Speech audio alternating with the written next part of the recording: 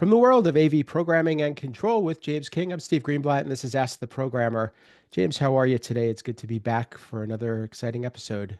I'm doing good, Steve, and it's always good to be back here talking about programming. How are you doing?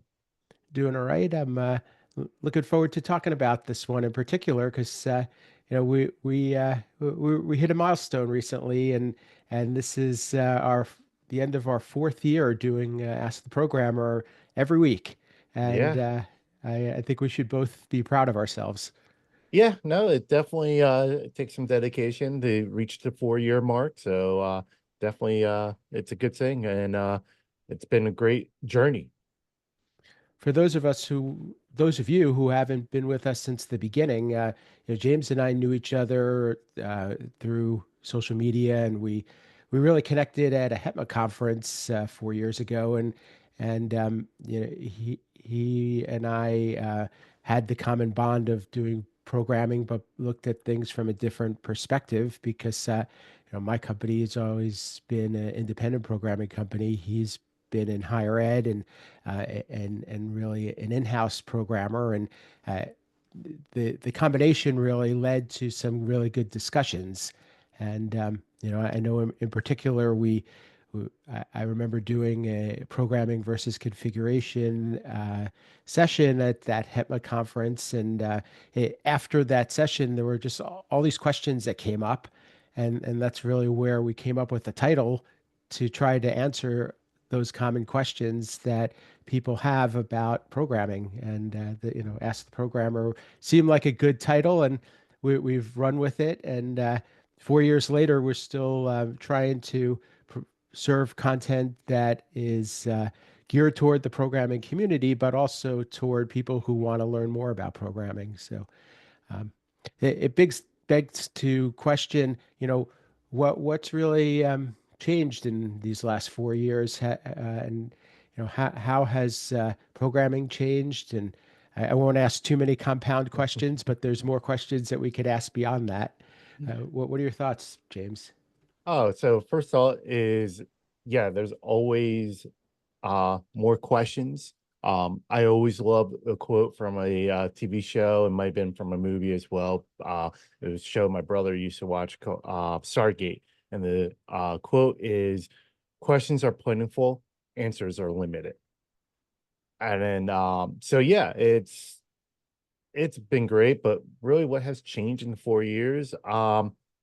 It's hard to say, especially in the programming world, because I still feel programmers are very isolated. They don't their voice aren't as, "Hey, look at me," because our nature is we're sitting at a computer, we're typing away.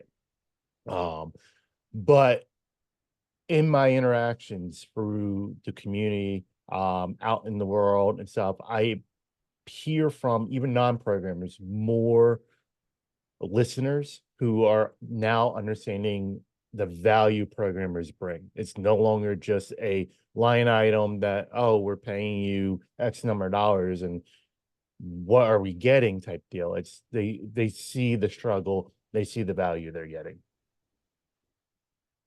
I also want to add to that in that I think there's so many different types of programmers, and we've talked to a lot of them on the show throughout our 200 plus episodes, and some are really specific in what they do and the types of systems they do or the clients that they serve. Others are a little bit more broad. Some are specialists, some are generalists. But one of the things that I thought was really interesting is just talking to people again about programming versus configuration, and that you know we I think programmers in the beginning used to almost devalue those who would use the configuration tools, but yet those tools are great tools to use, and you still have to have that understanding of what you want the system to do, which I think is fundamental to the uh, the success of an AV programmer. And you really don't have to code. And we've talked to Dan Farisi about that, and we've talked to Britt Yenser about that. We've talked to several of our guests that um, real, some don't have to be master coders and have to really be hardcore software developers. They could be very effective in their role using the tools that are provided to them. And I think being open-minded, this show and these discussions have really helped to bring to light a lot more about the different types of programmers out there. I definitely agree with that because I'll admit, early on in my career, I was against configuration. I struggled with it to the point because I felt my skill set was being limited. Like there was things I knew I could do and fix, but I couldn't with the configuration. Because configuration keeps you in a box, which is good for people starting out. I was just more advanced, so I became very frustrated with the configurator, and I got a distaste for it right away. Now that I'm been removed from writing code and understanding, sometimes you just got to get the job done. I understand the benefit of configuration and a configure and all that stuff, and seeing folks like Brett Yenser and others who, didn't go down the traditional IT programming aspect. I mean, I programmed for fun. Like I do that for fun. I just not even AV, just regular programming. So seeing these others who, didn't have that skill set, but they had other skill set, but still become a programmer and still provide value to their users is amazing. And I have changed my mind on configurator. And another guest was Jamie Reinhardt from the AV Super Friends, and Yeah. he had a lot of insight to provide in episodes 158 and 159 about that, and just about the time and the place, and the fact that he was very outspoken about the fact that we shouldn't really look down upon those who are using configuration. I think in the beginning, it all had to do too with the way the industry presented it, and the fact that um, it was like a threat to programmers, and I think that's why many of us put up our defenses in the beginning. Yeah. Yeah, and like I said, when I came in, I didn't like I wasn't programming AV before. The configurator was out there. It was like I said, I programmed the websites. I programmed some software develop stuff like from IT, and I did that fun. And then I got thrown into the AV and thrown into the programming aspect, and I was like, wait, I gotta do all these clicks when I can do two lines of code, like, and that frustrated me. And but as I learned how to use the tools for AV and program, I got in love with the line code. But that's me, and that's my joy. And I like I said, at first I came very frustrated. I wouldn't say I looked down on configurator, but I was like, no, I didn't consider configurator as a programmer. I consider them as a configurator. Nothing wrong with them. Didn't mean to knock down on them. I just didn't see them as that term as a programmer. Now I do. Yeah. So I mean that to me that's a big win for the show and and a lot of what we're looking to accomplish here. Um, I hope that more programmers have found an outlet to connect with each other and be more open to sharing. I think that that's been also another thing we've talked about a lot. We've talked about how in the higher ed space, sharing information and knowledge is really very powerful and is really fundamental to the success of everybody in that community. And while we're not telling people to share their secrets, but being a resource, nobody can know everything. And I think that, having peers to connect with, and there are many people who are the only one in their company who does, or organization who does programming, and yet and then there are others where they could be part of a huge organization that does programming, and so I think just having that outlet and kind of knowing that there are other people like you out there is a plus. So, one thing I'll throw out that has been a talk of, many discussions over the last year or more is AI, and we've covered that a little bit, but we might look to cover that some more if our audience is looking for that. I know that it's a heavily covered topic, and one of the reasons we didn't really dive in head first was because we didn't want to be just just like everybody else. We wanted to provide a unique perspective on it. So we've touched on it, and we've talked about how to use it as a tool, but I'm sure that there's going to be a lot more than we could provide there. So, if there are guests out there who'd like to talk about that, please reach out to us, or please let us know if you'd like to cover it, or if you know a subject matter expert that would be good to discuss AI with, because I think that's an area where we should bring on somebody who's actively using it, in addition to us, that could provide their perspective. Yeah, I would love to get someone with AI experience and stuff. I've been following AI. I've been, dipping my toes in here and there. I'm actually just started to leverage it a little more for my daily work. No programming yet, but some other admin stuff I've been working on. I've been leveraging it for. So I definitely starting to see the real benefit of using it. I I heard this with AI. I'm trying to think where I heard it, but basically is it's a tool. If you get scared of it, it will replace you. But if you don't learn how to use it, you're not going to be replaced. Yep. And I think it's inevitable. It's, I think of it as like Google.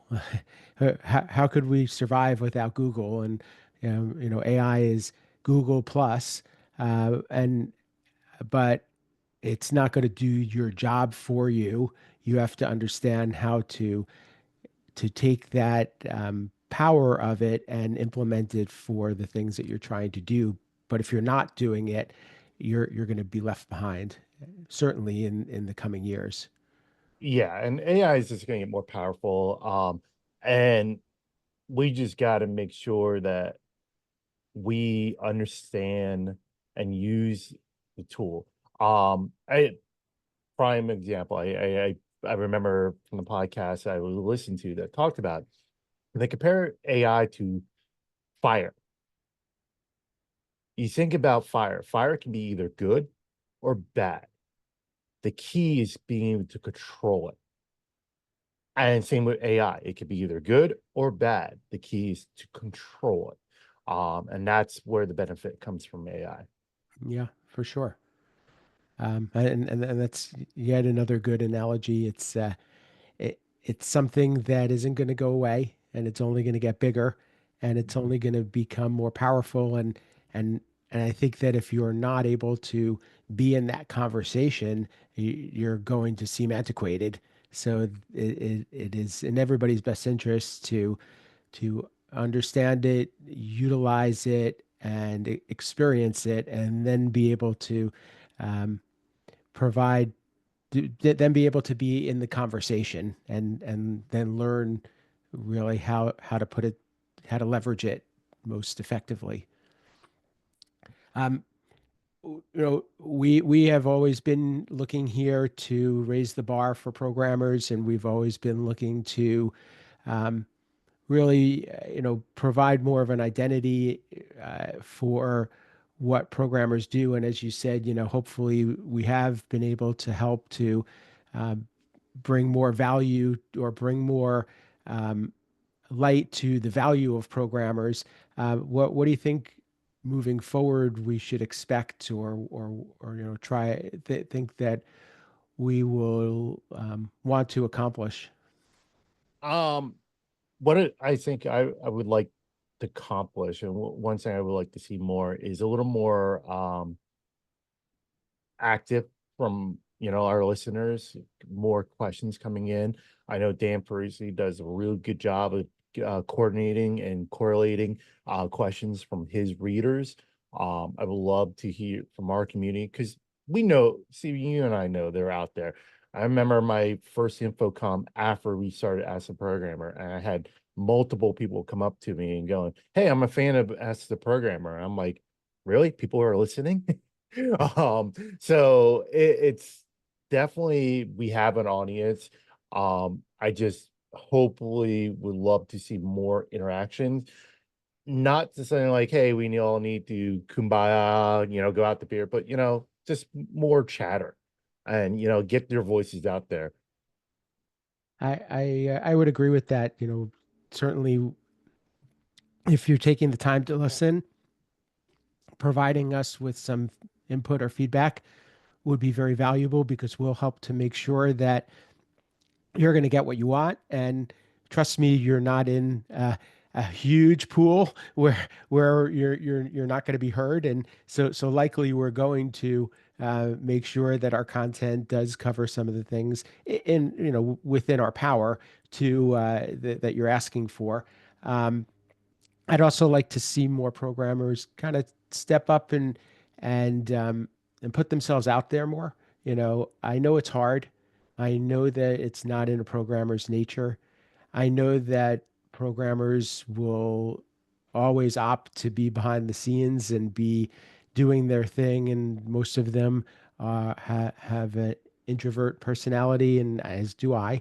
But I think that if you're looking to make a difference, you're looking to move yourself forward, you're looking to um, really pave a path for not only your career but the career of others. And it's imperative to be more outspoken, and whether it's doing it online, whether it's doing it at a trade show, whether it's um, creating some content, whether it's appearing on a podcast, doing some writing. None of us came to this industry with all of those tools. We all decided that it was a priority and it was something we would try, and it's scary, and it's something that we all had to do for the first time. So trust me, you're going to get a lot of value and a lot of um, a lot of reward from it, and you're only going to get better by doing more of it. and So, and I could tell you, and this is it's actually good if you could say this, but when I first started doing a podcast or writing or speaking or any of those things, if I look back on it, I was awful. But I still am critical of myself, but I think that it's important for us to grow, and it's important for us. The only way you're going to get better is by doing more of it. uh, So I agree, Steve, and I contest to that. For anyone who's really has been following me, they probably can see the journey. I been in higher ed since 2008. I worked at a university on the East Coast until from 2008 until 2021. So a long time. Through that career, I moved from what I was doing traditional IT network support um, to the AAV programming. And I was doing the same stuff I'm doing now. I moved job by putting my voice out there. I got on social, I started connecting with people, and I saw a job opportunity out here in Vegas, and I knew folks out here who really, you know, chopped me up for this position, and I've been in love with it. I yeah, struggled once in a while. We all do, but been great. But also looking at other aspects of, again, I haven't changed. I'm still doing the same work I'm doing, but I'm now being recognized because I'm also in an environment that values that a lot. I've been in magazines. If you see above my head here, I got the higher ed AV manager of the year last year at Infocom. I got just got my Slack group I created back in 2019. Just won the Reader's Choice Awards for tech support, best tech support for 2024 by AV Nation. So there's a lot of value by putting yourself out there. It is scary. It is, okay, you're gonna put yourself out there, and what if no one listened? Like I said, when we started this podcast and I went the first InfoCom and I had people come up to me going, "Hey, I'm a fan of That's the Program." I was really shocked because really I didn't think we had listeners. Um, but that people not only were they listening, that they were actually coming out and saying, "Hey, I'm a fan," which is another thing. That's great. And also I know I'm kind of taking a hiatus on it, the writing, but there was actually an article I wrote for Higher Ed AV about AV over IP that was actually presented at a webinar by a AV over IP company. I had no clue. It was I just happened to jump on it because there were some higher ed folks on the panel and they brought up my article. I was like, wait, people are reading this? So it's again, you think things aren't going to happen, but they will happen. And then when they start happening, it's a snowball effect and things start going crazy. Those are great points and great examples. And I think to reiterate, remember that there's always going to be somebody that wants to be in your shoes that isn't there yet. So, if you keep continue to move forward, you're only going to be making an impact and paving the way for others. And they even if you don't know everything, being the subject matter expert is defined as knowing the most in the room on the topic. So that's something to remember.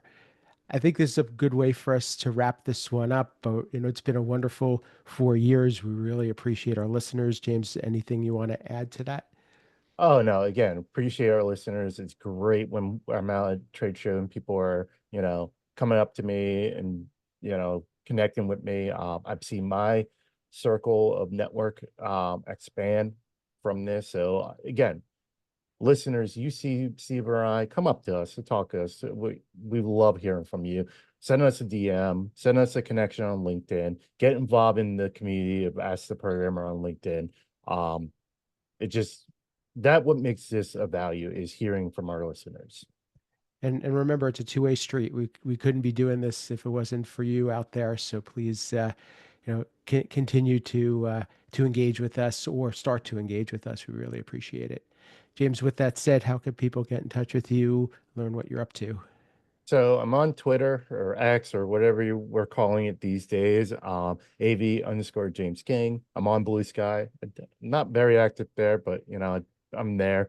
LinkedIn, as I mentioned, the Ask the Programmer community. Definitely send me a connection on LinkedIn. If you want to connect or send me a DM. Again, you Google me, you'll find me.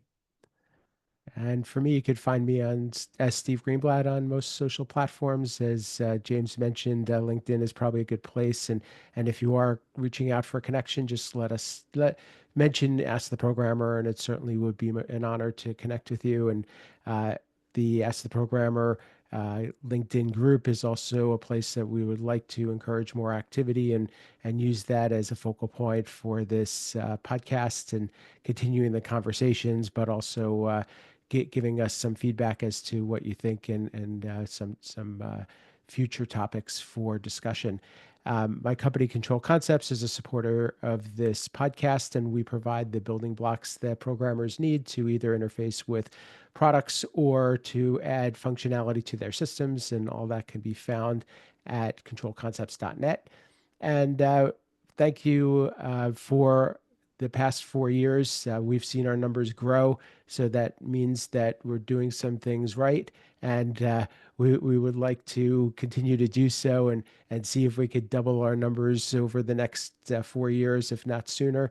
So please help us to do so by just spreading the word about this podcast, because it can only help to grow the community and strengthen what we're doing and provide more diversity and provide more interesting topics and innovative guests. So please help us with that.